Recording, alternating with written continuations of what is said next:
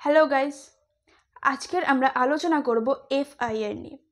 FIR কীভাবে file করতে হয়, কারা কারা এফআইআর ফাইল করতে পারে, এমনকি পুলিশ অফিসার এফআইআর নিতে রিফিউজ করলে আমাদের কি করা উচিত, এই সমস্ত বিষয় নিয়ে আমরা যে আলোচনা করব। আজকের ভিডিওটা খুব ইম্পর্ট্যান্ট হতে চলেছে, তাই প্লিজ এটা স্কিপ না করে দেখবেন। ফার্স্ট, এফআইআর কাকে বলে? আগে সিআরপিসি সেকশন 154 এমনকি এখন বিএনএসএস এর সেকশন 173-তে কিন্তু এফআইআর ডিফাইন করা নেই। এফআইআর এর ফুল ফর্ম হলো ফার্স্ট ইনফরমেশন রিপোর্ট। অর্থাৎ কি না, আমরা কোনো ক্রাইমের তথ্য যদি পুলিশ অফিসারকে দিই এবং পুলিশ অফিসার সেটা লিখিতভাবে গ্রহণ করেন, তাহলে তাকেই আমরা এফআইআর বলবো। চলুন এবারে আমরা জেনে নিই section 173 of BNSS A FIR এর সম্বন্ধে কি বলেছে। সেকশন 173 অফ বিএনএসএস ক্লজ 1-এ বলা আছে যে every information relating to the commission of the cognizable offence irrespective of the area where offences is committed may be given orally or by electronic communication to an officer in charge of a police station. এবারে আমরা জেনে নেব যে FIR কিভাবে file করতে হয়, অর্থাৎ কিনা এফআইআর ফাইল করার কি প্রসিডিওর আছে। ফাইল অফ এফআইআরটা বোঝার জন্য আমি একটা চার্ট করে নিয়েছি। প্রথমে একটা অফেন্সেস কমিটেড হলো, আমরা কিন্তু এফআইআর দুরকমভাবে ফাইল করতে পারি। একটা হলো বাই পুলিশ স্টেশন, একটা হলো ম্যাজিস্ট্রেটের দ্বারা। বাই পুলিশ স্টেশন করতে গেলে সেখানে আমরা দু ধরনের অফেন্সেসের কথা শুনবো, সেটা হলো কগনিজেবল অফেন্স এবং একটা হলো নন কগনিজেবল অফেন্সেস। কগনিজেবল অফেন্সেস মানে হলো মোর serious in nature, like rape, kidnapping, murder, এই ধরনের অফেন্সেসগুলো। এবং নন কগনিজেবল অফেন্সেস মানে হলো লেস সিরিয়াস ইন নেচার, অর্থাৎ কিনা ডেফামেশন। এই অফেন্সেসগুলো নিয়ে কিন্তু আমি একটা সেপারেট ভিডিও বানিয়েছি, আমি ওপরে আই বাটনের লিঙ্ক দিয়ে দেবো। যদি আপনার ডিটেলসে জানতে চান তাহলে সেটা দেখে নেবেন। এবারে কগনিজেবল অফেন্সেস কমিটেড হওয়ার পরে কিন্তু পুলিশ অফিসার এফআইআরটা ফাইল করে নেবে। বাট নন কগনিজেবল অফেন্সেস যদি কমিটেড হয়ে থাকে তাহলে সেক্ষেত্রে কিন্তু পুলিশ অফিসার এনসিআর ফাইল করবে, অর্থাৎ কিনা নন কগনিজেবল রেজিস্টার।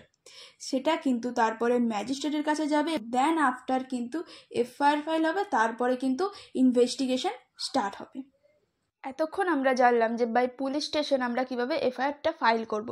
এবারে আমরা জানবো যে বাই ম্যাজিস্ট্রেটের মাধ্যমে আমরা কিভাবে এফআইআর ফাইল করব।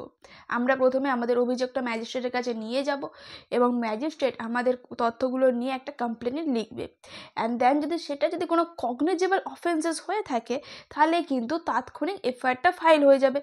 এবং যদি সেটা নন কগনিজেবল অফেন্স হয় তাহলে সেই নন কগনিজেবল অফেন্সে আমার আগে বলা প্রসিডিওরের মতোই কিন্তু আবার এফআইআরটা ফাইল হবে, আর তারপরেই কিন্তু ইনভেস্টিগেশন স্টার্ট হবে। এতক্ষণ আমরা জানলাম যে এফআইআর কিভাবে ফাইল করা হয়। এফআইআর ফাইল করার পরেই কিন্তু একজন পুলিশ অফিসার ইনভেস্টিগেশন স্টার্ট করে, আর ইনভেস্টিগেশন শেষ হলেই কিন্তু পুলিশ অফিসার কোর্টে একটা রিপোর্ট পেশ করে, যাকে আমরা চার্জশিট বলি। এই চার্জশিটের উপর ভিত্তি করেই কিন্তু একটা কেস এগোয়। আশা করি যে এফআইআর কীভাবে ফাইল করতে হয় সেটা আপনারা বুঝতে পেরেছেন। এবারে এফআইআর ফাইল করতে গিয়ে যদি পুলিশ অফিসার রিফিউজ করে তাহলে কি করা উচিত। এখানে বলা আছে যে পুলিশ অফিসার যদি রিফিউজ করে তাহলে আপনারা সুপ্রিনটেন্ডেন্ট অফ পুলিশের কাছেও যেতে পারেন। সেটা বলা আছে সেকশন 173 ক্লজ 4 অফ বিএনএসএস। এখানে এসপি নিজে ইনভেস্টিগেশন করতে পারে বা এসপি কোনো পুলিশ অফিসারকে দায়িত্ব দিতে পারে ইনভেস্টিগেশন করার জন্য।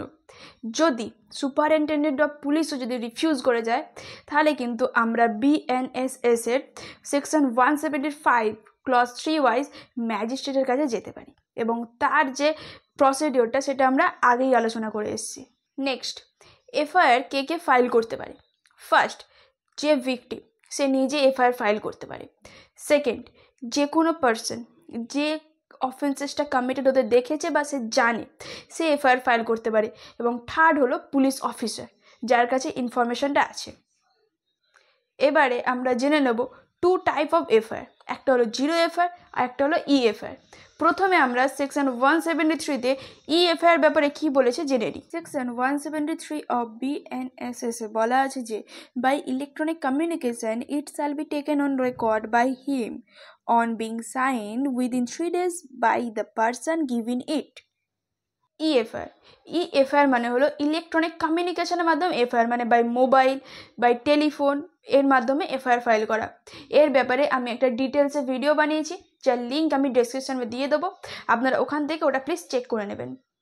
নেক্সট হলো জিরো এফআইআর। জিরো এফআইআর মানে হলো গিয়ে নির্দিষ্ট জুরিসডিকশনের বাইরে ক্রাইমটা কমিটেড হয়েছে, অর্থাৎ কিনা সেখানে যেখানে ক্রাইমটা কমিটেড হয়েছে সেখানে তার জুরিসডিকশনটা নয় ভিকটিমের। তো সেক্ষেত্রে কিন্তু ভিকটিম তার নিয়ারেস্ট পুলিশ স্টেশনেই এফআইআরটা ফাইল করবে জিরো এফআইআরের গ্রাউন্ডে, এবং সেই এফআইআরটা কিন্তু তার জুরিসডিকশনের পুলিশ স্টেশনে ট্রান্সফার করা হবে এবং কনভার্ট করে দেওয়া হবে জিরো এফআইআর থেকে রেগুলার এফআইআরে। আজকের এই কনসেপ্টটা যদি আপনারা পুরোটা বুঝতে পেরে থাকেন তাহলে কিন্তু লাইক করতে ভুলবেন না, এবং এই ধরনের ইনফরমেশন জানার জন্য কিন্তু চ্যানেলটাকে অবশ্যই সাবস্ক্রাইব করে নেবেন।